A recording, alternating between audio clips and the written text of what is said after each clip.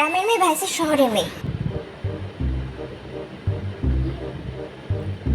চারটে বেজে গেছে, কি হবে এখন? ওই দাদাই তারপর নয় উঠোনে ঝাড়টা দিয়ে দেবো, অনেক লেট হয়ে গেছে। যাই যাই যাই।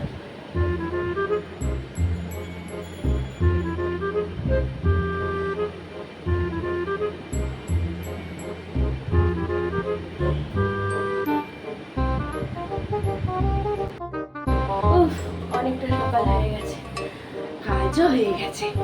যাই, এখন তো সকাল 7টা বাজে। যাই, গোয়াল ঘরে গিয়ে অনেক গোবর জড়ো হয়েছে, ওইগুলো ঘুটে দিয়ে আসি। আচ্ছা, ঘুম থেকে উঠতে অনেকটা লেট হয়ে গেছে, প্রায় 12টা বাজে। ও মা, একটু বেরিয়ে যাও না, কলেজ যাবো, একটু তাড়াতাড়ি দিয়ে যেও।